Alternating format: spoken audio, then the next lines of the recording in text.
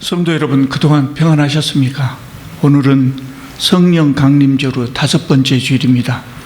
묵상 기도로 예배를 시작하겠습니다. 다 같이 기도드리겠습니다.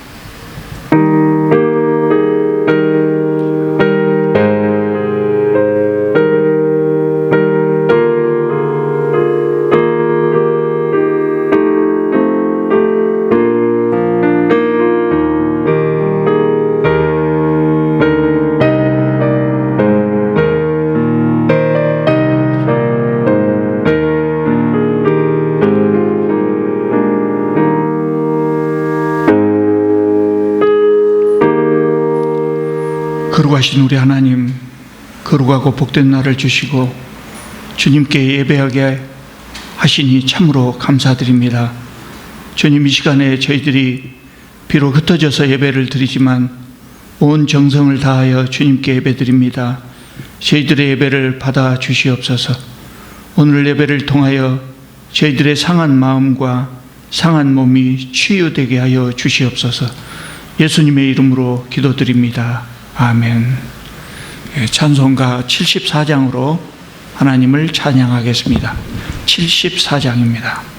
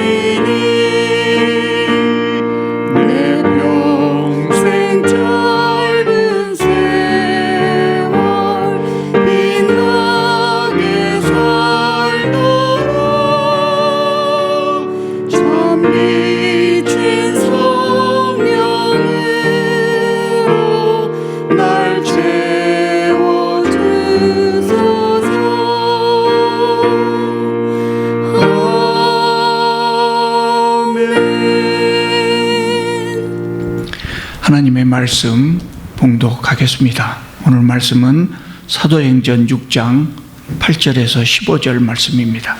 신약성경 196쪽입니다. 사도행전 6장 8절부터 제가 봉독하겠습니다.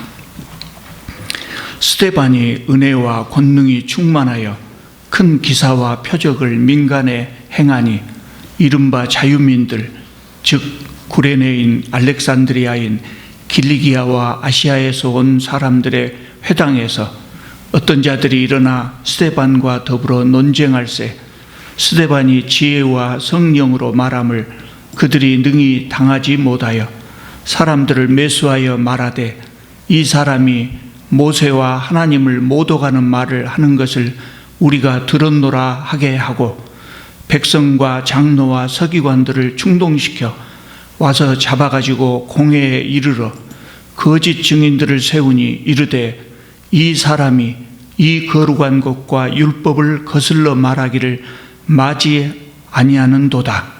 그의 말에 이 나사렛 예수가 이곳을 헐고 또 모세가 우리에게 전하여 준 규례를 고치겠다 함을 우리가 들었노라 하거늘 공회 중에 앉은 사람들이 다 스데반을 주목하여 보니 그 얼굴이 천사의 얼굴과 같더라. 아멘. 우리 하나님의 은혜와 평강이 성도님들의 가정에 충만하시기를 바랍니다. 오늘 이야기는 우리가 다 잘 아는 스데반의 순교에 관한 이야기입니다. 스데반은 원래 재정과 구제를 맡도록 선출된 교회의 지도자였습니다. 이때는 집사나 장로나 이런 교회의 직제가 없어서 그냥 지도자로 선출했는데요. 나중에 집사, 장로 뭐 이런 직책이 생긴 후로 이 직책은 집사의 직분이 맡겠다 이렇게 생각해서 이제 후대 사람들은 스데반을 집사라고 말하지요.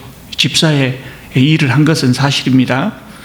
그러나 이제 스데반이 재정과 구제를 맡도록 선출된 지도자였지만 스데반은 선출된 후에 교회의 살림만 한 것이 아니고 8절을 보면 사람들 속에서 큰 기사와 표적을 행했다고 말합니다.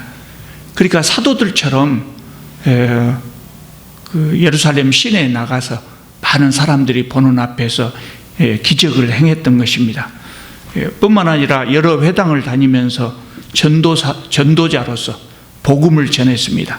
뭐 기적을 행한다는 것이 뜬금없이 기적을 행하는 것이 아니고 말씀을 전하면서 그 말씀을 전하는 과정에 기사와 표적이 나타났겠지요.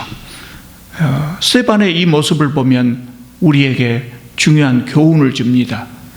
그것이 뭐냐면 이적을 행하고 복음을 전하는 것은 교회의 특별한 직분을 맡은 자만 하는 것이 아니라는 겁니다.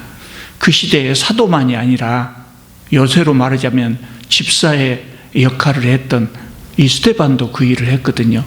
요새로 말하자면 목사나 전도사뿐만 아니라 모든 성도들도 이 일에 함께 참여해야 한다는 것을 보여줍니다.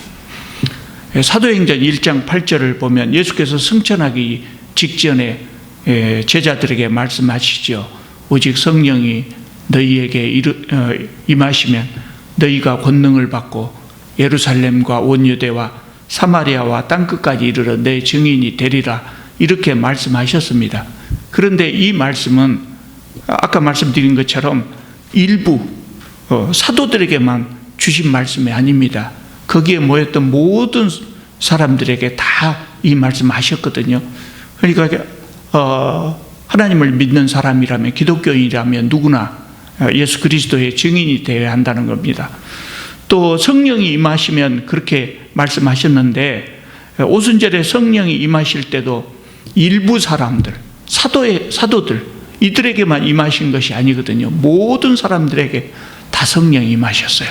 그러므로 복음을 전하는 것, 선교를 하는 것은 모든 성도들이 다 해야 할 일이라고 하는 교훈을 우리에게 줍니다. 물론 우리 각 사람들은 성령의 은사, 재능이 다릅니다. 서로 다르기 때문에 사역하는 방법이 다 같을 수는 없겠지요. 그래서 어떤 사람은 직접 선교사로 나가기도 하고 또 어떤 사람은 나간 선교사를 후원할 수도 있고 이렇게 사역하는 방법은 다를지라도 모든 사람들이 선교에 참여해야 한다. 이것을 오늘 본문 말씀이 우리에게 가르쳐 줍니다. 다시 스데반 이야기를 하겠습니다.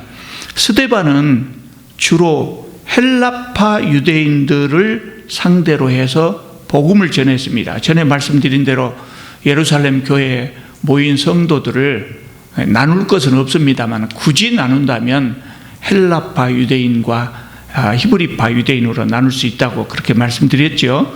그런데 이 스데반은 주로 헬라파 유대인들을 상대로 복음을 전했습니다.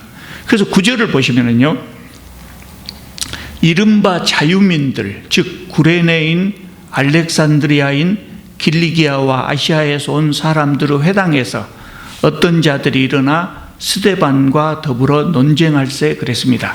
자유민들이란 말이 나와 있죠. 자유민들. 이 자유민들이라는 말은 이전 성경, 개역 성경에는 리버디노라고 되어 있어요. 리버디노. 그러니까 헬라어 성경을 그대로 그냥 음역해버린 겁니다. 리버디노라고 되어 있는데, 개정판 우리가 지금 보고 있는 성경에서는 이 리버디노를 자유민이라고 번역을 했습니다. 이 사람들이 어떤 사람들이냐면 로마 군대에 포로로 끌려가서 로마 군에서 부역하다가 풀려난 유대인들을 말합니다. 그래서 이들은 헬라 지역 여러 지역에서 이 일을 하다가 이제 돌아왔죠. 오늘 본문만 보더라도 구레네인, 알렉산드리아인 그랬는데 여기는 다 아프리카 북부 지역입니다. 또 길리기아는 사도 바울의 고향이고요. 길리기아와 아시아 이런 헬라 각 지역에서 풀려나서 예루살렘에 돌아왔던 것이죠. 그리고 이제 자기들끼리 모여서 자기들만의 회당을 짓고 그 회당을 중심으로 신앙생활을 했던 겁니다. 그러니까 이 사람들은 헬라파 유대인이라고 할 수 있겠죠. 헬라 지역에서 살다 온 사람들이기 때문에. 그러면 스데반이 왜 자유민들의 회당에서 복음을 전했을까요? 사도들이 있음에도 불구하고 스데반이 복음을 전했거든요. 사도들은 우리가 잘 아는 대로 히브리파 사람들입니다. 물론 나중에 사도들도 나중에는 이스라엘 밖에 나가서 헬라 지역에 가서 선교 활동을 하거든요. 그러면서 자연스럽게 헬라어를 익히고 잘 쓰게 되었던 것 같아요.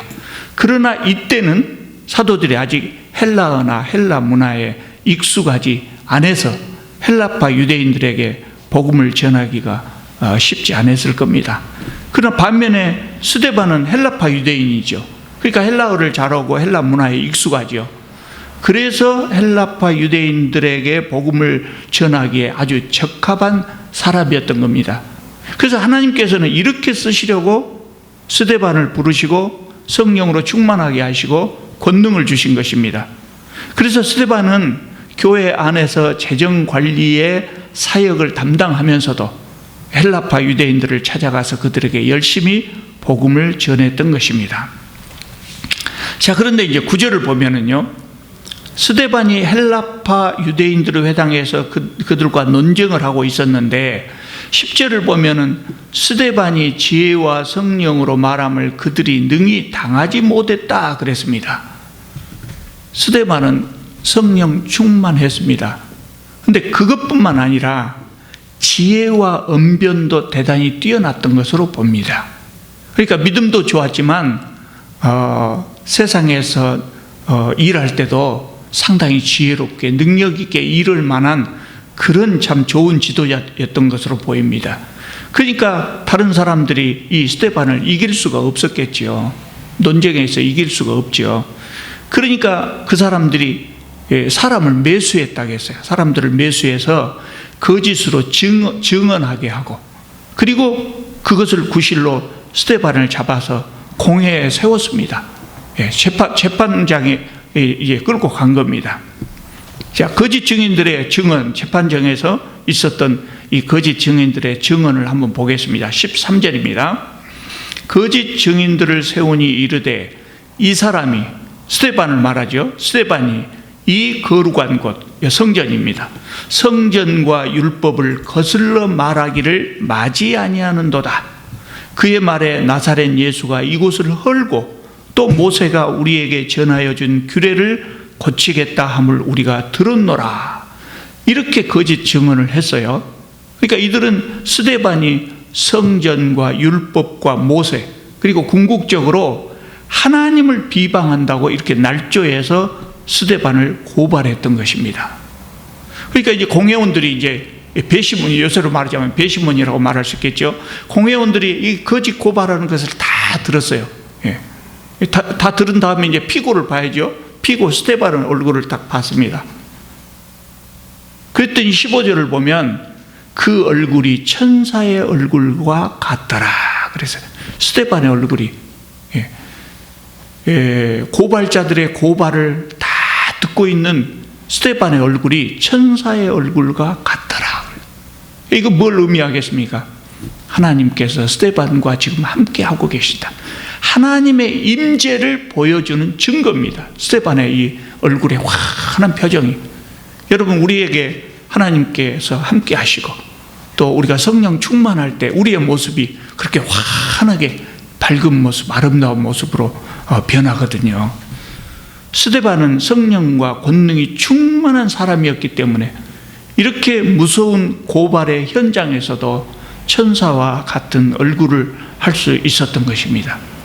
자, 그 다음에 이제 순서가 뭡니까? 이제 고발자의 말을 듣고 스데반의 얼굴을 보고, 그럼 이제 신문에 들어가야 되겠죠. 그래서 7장 1절을 보면 대제사장이 신문을 시작합니다. 이것이 사실이냐? 이 고발자들의 고발이 사실이냐? 이렇게 묻습니다. 그것에 대해서 이제 스데반이 대답을 하는데요. 스데반의 대답은 한편의 긴 설교입니다. 아주 멋진 설교입니다. 그래서 사도행전 7장 1절부터 53절까지 긴 설교, 스데반의 설교를 53개의 절에서 자세하게 기록하고 있습니다.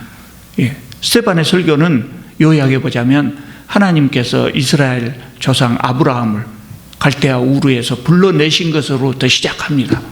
그렇게 설교를 시작해서 아브라함과 맺은 언약, 그리고 흉년이 들어서 유대 민족이 애굽에 가서 종살이 할 수밖에 없었던 것, 그리고 400년 후에 모세와 함께 출애굽하고 광야 40년 고생하고, 그리고 가나안을 정복하고, 그리고 솔로몬이 성전을 지을 때까지 차례대로 설명합니다. 그러니까 결국 스데반의 설교, 아브라함으로부터 시작되는 스데반의 설교는 솔로몬이 성전을 지은 이것을 위한 서론으로 이제 쭉 나오는 것이죠. 그래서 스데반은 성전 이야기를 하려고 하는 거예요. 이렇게 긴 설교를 했지만 스데반의 설교 핵심은 두 가지거든요. 첫째는 뭐냐? 예수 그리스도가 누군가를 설명한 겁니다. 공회원들이 재판에서 사형 선고를 내려서 죽인 그 예수 그리스도가 누구냐, 이거를 이제 설명하고 있는 겁니다. 우리 예수님에 대한 이야기는 여러분도 잘 아시고 수도 없이 여러 번 말씀드렸으니까 오늘도 생략하고요. 그리고 이제 두 번째 주제는 뭐냐면 성전 시대는 끝났다는 거예요. 성전 시대는 끝났다. 이것은 대단히 충격적인 말이에요. 오늘 우리들은 우리 기독교인들은 아무렇지도 않은데요. 유대인들로서는 상상조차 할 수 없는 말이고, 성전 시대가 끝났다라고 말하는 순간 이것은 신성 모독이 돼서 돌로 쳐 죽일 수도 있는 그런 말이거든요. 유대인들은 성전을 하나님처럼 생각했어요. 성전을 볼 때 하나님을 보는 것처럼 그렇게 생각했어요. 그렇게 성전을 모독한다고 하는 것은 곧 하나님을 모독하는 것이 되죠. 또 이들은 성전 없이 하나님을 섬길 수 있다고 하는 것 상상하지도 못했어요.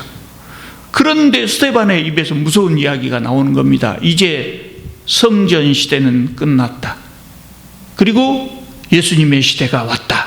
이것을 선포한 겁니다. 48절을 보면은요, 스데반의 설교 중에 7장 48절, 스데반 설교 중에 이렇게 말합니다. 지극히 높으신 이, 하나님을 말하죠. 지극히 높으신 하나님은 손으로 지은 곳에 계시지 아니하시나니, 이렇게 이야기를 합니다. 유대인들은 하나님은 성전에 계신다고 생각했거든요. 성전에 사신다고 생각했거든요. 그런데 스데반이 이 이야기를 해요. 지극히 높으신 하나님은 사람이 손으로 지은 곳에 계시지 아니하신다. 깜짝 놀랄 말이죠. 그러나 사실은 이 말은 스데반이 처음으로 한 말이 아니고 솔로몬이 한 말이에요. 역대하 6장 18절을 보면 여러분 성경에 그 주석이 다 달아져 있거든요. 역대하 6장 18절.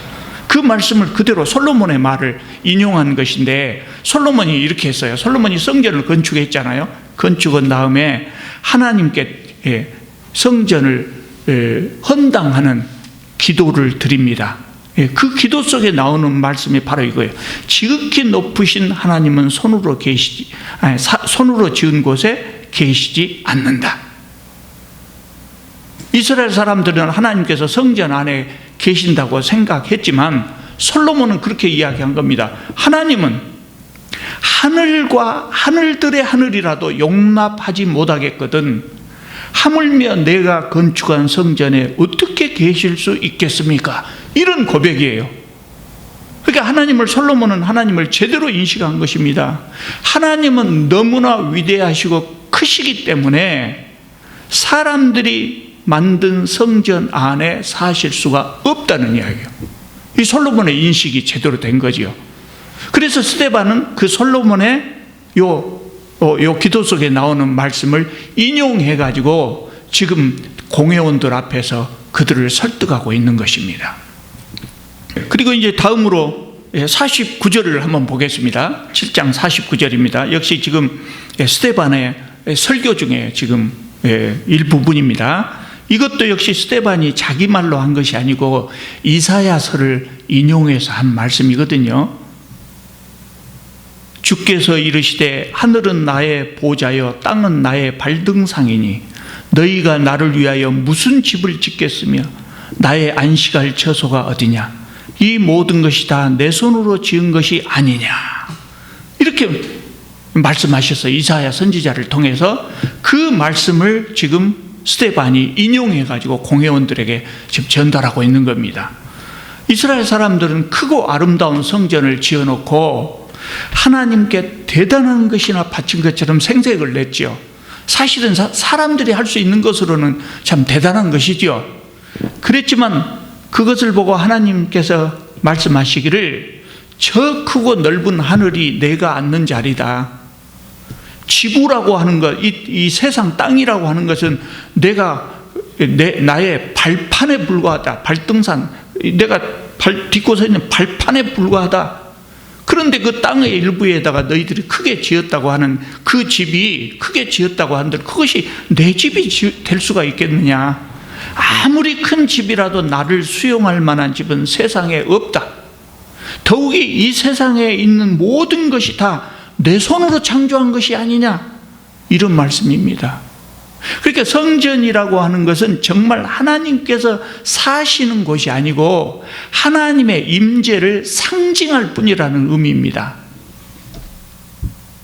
스데반의 말은 그거입니다. 상징할 뿐이다. 그런데 이제 진짜 성전이 나타났다. 진짜 성전이 나타났다. 예수님이다. 진짜 성전이신 예수께서 오셨기 때문에 건물이 성전이던 시대는 끝났다. 이걸 선포한 겁니다. 성전 시대는 끝났다는 이 스데반의 말은 예수께서 하신 말씀이거든요. 요한복음 2장에 예수께서 그렇게 말씀하셨잖아요. 유대인들이 시비를 거니까, 종교 지도자들이 시비를 거니까 예수께서 말씀하시기를 성전 앞에서, 예루살렘 성전 앞에서 말씀하시기를 이 성전을 헐어라. 내가 사흘 동안에 일으키리라. 이렇게 말씀하셨어요. 제자들도 그때 유대 지도자들은, 종교 지도자들은 더 말 것 없고 그 말씀을 듣던 제자들도 예수님이 저 말씀이 무슨 말씀이신고 했는데 나중에 예수께서 부활하신 다음에야 이 성전을 헐라. 그때 이 성전은 예수님께서 당신 자신의 육체를 가리켜서 하신 말씀이었구나. 그걸 깨달았다는 거예요. 그러니까 예수님은 이 말씀을 통해서 건물이 성전이던 시대는 이제 끝났다. 이제는 내가 곧 성전이다. 이렇게 선언하신 것입니다. 이게 무슨 말씀입니까? 지금도 많은 기독교인들이 성전에 대해서 잘 모릅니다. 심지어 예배당을 성전이라고 알고 계신 분들이 너무나 많습니다. 예배당은 성전이 아닙니다. 모세가 처음으로 이스라엘 백성들에게 하나님을 소개했습니다. 우리는 하나님을 섬겨야 된다. 우리 조상이 믿던 그 여호와 하나님을 섬겨야 한다고 소개를 했습니다. 애굽에서 400년 종살이하면서 애굽의 신들만 알고 있었던 이스라엘 사람들에게 모세가 하나님을 소개할 때 이스라엘 사람들은 하나님을 받아들이기가 대단히 어려웠어요. 왜 그랬냐면 그 당시에 주변 다른 나라에서 섬기는 신들이라고 하는 것은 다 모양이 있었단 말이에요. 다 모양이 있어요. 사람 모양이든지 뱀 모양이든지 다 모양이 있었어요. 형체가 있었어요. 사람이 만든 그것을 놓고 신으로 섬겼어요. 그런데 모세는 안 보이는 하나님을 섬기라고 말하는 겁니다. 눈에 보이지 않고 손으로 만져지지 않는 그런 하나님을 섬기라는 겁니다. 그러니 하나님을 인식하기가 대단히 어려웠지요. 지금 우리는 눈에 보이지 않는 것도 존재한다고 하는 사실을 우리는 너무나 잘 알고 있어요. 눈에 보이지 않는 것이 얼마나 많습니까? 그런데 옛날 사람들은 눈에 보이지 않는 것은 없다고 생각했거든요. 그러니까 하나님 섬기기가 어려웠죠. 그래서 하나님께서 그 백성들을 생각하시고 모세에게 성전을 짓게 하셨어요. 그 당시에는 이제 텐트로 지었으니까 성막이라겠죠. 성막을 짓게 하셨어요.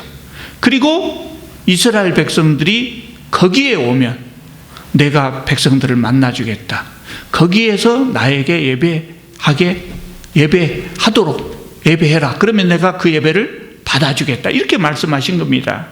그러니까 이 모든 것들이 하나님의 임재를, 하나님이 거기 계신다고 하는 것을 상징하는 것이지 실제로 하나님께서 성전에 사신 것은 아니라는 말씀이죠. 하나님은 이 온 우주에 편재하신 분 아닙니까? 그런 위대하신 하나님이거든요. 그러니까 하나님께서 성전에 계시다고 하는 것은 상징적이고 성전에만 계신 것이 아니라 온 우주에 계시거든요. 그리고 예수께서 오셨습니다. 예수님은 어떤 분이십니까? 전능하신 하나님께서 인간의 몸을 입고 오신 분이 그분이 예수님 아닙니까? 그렇기 때문에 예수님 안에 하나님이 계신다고 그렇게 우리가 표현할 수 있는 겁니다. 그래서 솔로몬이 세운 건물 안에 하나님이 계셨기 때문에 그것을 성전이라고 했던 것처럼 이제는 예수님 안에 하나님이 계시기 때문에 예수님이 성전이라는 의미입니다. 이것을 지금 스데반은 말하고 싶었던 겁니다.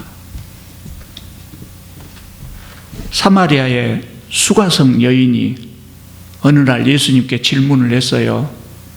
예수님, 우리는 어디에서 예배를 드려야 할까요? 그렇게 물었습니다. 예수께서 뭐라고 대답하십니까? 장소가 중요한 것이 아니다. 어디에서나 영과 진리로 예배를 드리는 것이 중요하다. 이렇게 말씀하셨어요. 예수님이 이 말씀하시기 전까지는 예배는 오직 예루살렘 성전에서만 드릴 수 있었어요. 다른 곳에서 예배 드릴 수 없었어요. 오직 예루살렘 성전에서만 드릴 수 있었어요. 그런데 예수님 뭐라고 말씀하십니까? 장소가 중요하지 않다. 어디서든지 영과 진리로 예배를 드리는 것이 중요하다. 이렇게 말씀하신단 말이에요. 영과 진리로 예배를 드린다면 그곳이 어디든지 상관이 없다는 거예요. 왜 그럴까요? 성전 시대가 끝났기 때문에.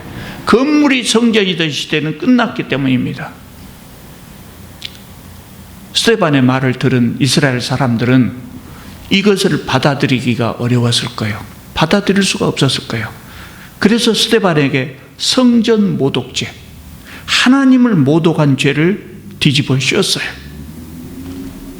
7장 54절을 보면은요, 스데반의 설교를 들은 사람들은 마음이 찔려서 스데반을 향하여 이를 갈면서 달려들어 돌로 쳤다 그랬습니다. 신성 모독에 대한 형벌이지요. 마음에 찔려서 돌로 스데반을 쳤다 그랬어요. 참 복이 없는 사람들입니다. 마음이 찔리는 설교를 들을 때 반응이 두 가지로 나오거든요. 지금도 마찬가지예요. 베드로가 처음에 설교할 때 어떻게 했습니까? 청중들이 마음에 찔려서 형제들아 우리가 어찌할꼬? 그러면서 3,000명이 그날 회심을 했거든요. 근데 스데반 설교를 들은 사람들은 마음이 찔려서 스데반을 돌로 쳤어요. 복음을 듣고 기쁘게 받아들이는 사람도 있고 거부하고 싫어하는 사람들도 여전히 있어요. 참 복이 없는 사람들이죠. 그런데 스데반의 마지막 모습을 보시기 바랍니다. 59절을 보면요, 그들이 돌로 스데반을 치니 스데반이 부르짖어 이르되 주 예수여 내 영혼을 받으시옵소서 하고 무릎을 꿇고 크게 불러 이르되 주여 이 죄를 그들에게 돌리지 마옵소서. 이 말을 하고 자니라 그랬어요. 돌을 던지는 사람들의 모습은 어땠을까요? 살기등등하고 분노에 차 있었어요. 분노에 차 있어요. 그래서 돌을 던졌단 말이죠. 그런데 그 모습하고 너무나 대조적으로 스데반은 평온한 모습입니다. 평온한 모습입니다. 죽을 때 이렇게 죽을 수 있으면 얼마나 참 좋을까요? 스데반이 왜 죽음 앞에서 이렇게 평온할 수 있었을까요? 앞에 55절을 보면 이렇게 나와요. 55절을 보면 스데반은 하늘이 열리고 예수께서 하나님 우편에 서신 것을 봤다 그랬어요. 죽기 전에 돌에 맞으면서 하늘이 열리고 예수께서 하나님 우편에 서신 것을 봤어요. 그러니 마음이 평온할 수밖에 없죠. 돌을 맞으면서도. 우리도 그렇게 되기를 바랍니다. 우리도 신앙생활 열심히 해서 나중에 죽을 때 이런 광경을 볼 수 있으면 참 좋겠어요. 그러면 우리가 마치 편안하게 잠을 자듯이 그렇게 눈을 감을 수 있을 것입니다. 스데반은 원래 재정관리자로 선출되었습니다. 그러나 큰 이적을 행하면서 헬라파 유대인들에게 복음을 전했습니다. 스데반은 비록 순교를 당했지만 그의 순교는 복음이 땅끝까지 이르게 되는 계기가 됐어요. 우리가 이제 다음 8장부터 또 살펴보면 나옵니다마는 스데반의 순교는 복음이 세상 끝까지 이르게 되는 계기가 됩니다. 그리고 스데반의 사역은 그렇게 길지 않았어요. 짧았지만 기독교 역사에 매우 큰, 엄청나게 큰 영향을 미친 이 사건입니다. 또 우리가 얼른 볼 때 스데반의 죽음은 참으로 비극적으로 보이지만 스데반은 평화롭고 기쁘게 생을 마쳤어요. 그리고 천사들의 영접을 받으면서 낙원에 들어갔습니다. 뿐만 아니라 스데반의 이름은 지금 전 세계에 남아 있습니다. 아주 존경받는 이름입니다. 여러분, 가톨릭 사람들이 영세 받을 때 영세명을 새로 정하는데요, 그 영세명 중에 스테파노라고 하는 영세명이 많이 있습니다. 이 스테반입니다. 바로 스테반을 존경하기 때문에 그렇게 한 거죠. 인생으로 보면, 스테반의 인생으로 보면 일찍 돌에 맞아 죽었으니 불행한 것 같지만 역사에 이름을 남기고 낙원에 가서 생명의 면류관을 쓰는 참 귀한 상을 받을 수 있었던 것입니다. 우리도 스데반처럼 참으로 귀하게 쓰임받는 일꾼들이 다 되시기를 바랍니다. 기도드리겠습니다. 거룩하신 우리 하나님, 지금 세상은 스데반과 같이 성령과 지혜가 충만한 일꾼을 많이 필요로 합니다. 주님, 저희들이 그런 일꾼이 되게 하여 주옵소서. 주님, 사상 유래를 찾기 어려운 역병으로 사람들이 고통을 받고 있지만 그래도 슬기롭게 극복하게 해주셔서 감사드립니다. 그러나 지금 저희들이 사는 지역에 확진자 수가 늘어나고 그래서 다시 재택 예배를 드리고 있습니다. 그러고 하신 우리 하나님, 저희들의 어려움을 살펴주셔서 빠른 시일 내에 함께 모여 다시 예배 드릴 수 있게 하여 주시옵소서. 그동안 저희들이 주님께서 만드신 이 아름다운 세상을 잘못 사용한 그 허물을 용서하여 주옵소서. 희생자들의 가족들을 위로하여 주시옵고 감염된 사람들이 속히 회복되게 하여 주시옵소서. 이 역병을 치료할 수 있는 좋은 약과 백신이 속히 개발될 수 있도록 지혜를 허락하여 주시옵소서. 불안으로 위축된 경제가 회복되게 하여 주시옵소서. 무엇보다도 의지할 곳 없는 가난하고 소외된 사람들에게 주님의 특별한 은총이 함께하여 주시옵소서. 우리 모든 사람들이 서로 신뢰하고 힘을 모아서 이 어려움을 극복하게 하여 주시옵소서. 예수님의 이름으로 기도드립니다. 아멘. 우리 찬송가 598장 찬양하겠습니다. 598장입니다.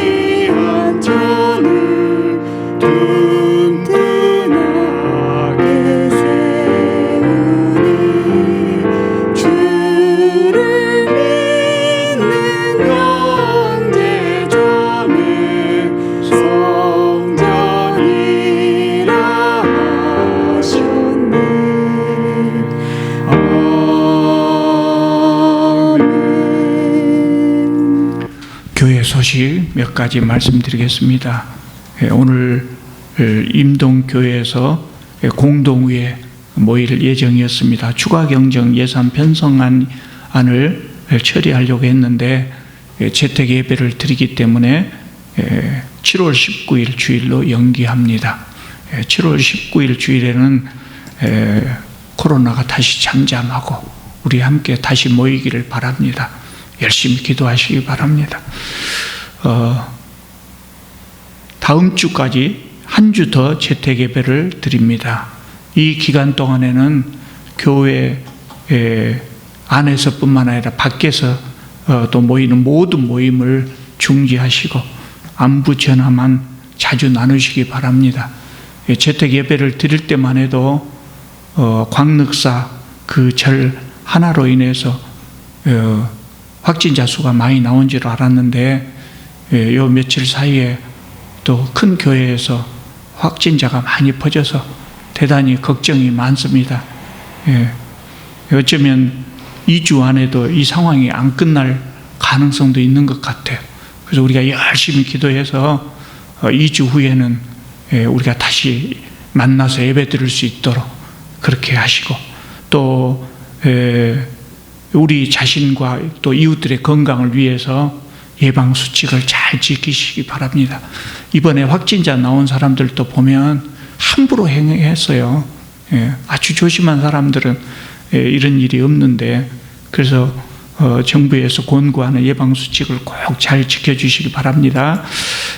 김동건 장로님, 나경희 권사님, 차남인 종혁군이 결혼합니다. 신부 될 사람은 용봉동 교회 청년 김서희 양입니다. 7월 18일 낮 12시에 JS 웨딩 컨벤션에서 결혼식을 올립니다. 축하해 주시기 바랍니다. 사실 지난 2월 말부터 우리가 재택 예배를 들어갈 때 그때 이미 결혼식 올리기로, 그때 4월인가 5월에 결혼식 올리기로 했었어요. 그러다가 코로나 때문에 연기한 것입니다. 더 연기하기가 어렵게 되었고요. 어쨌든 진심으로 많은 분들이 축하해 주시기를 바랍니다. 이번 주 읽을 성경 주보에 나와 있는 대로 잘 살피시고 꼭 함께 읽고, 또 우리가 수요 예배를 못 드리니까 읽고 가족끼리 같이 기도하고 그러면 좋겠습니다. 이제 우리 함께 기도드리겠습니다. 우리를 위하여 십자가를 지신 우리 주님 예수 그리스도의 은혜와 우리 하나님의 크신 사랑과 성령님의 함께 하심이 스데반처럼 쓰임받는 좋은 일꾼 되기 원하는 주님의 귀한 백성들 머리 위에, 또 그 가정과 일터와 삶 속에 이제로부터 영원토록 함께 계시기를 간절히 축원하옵나이다. 아멘.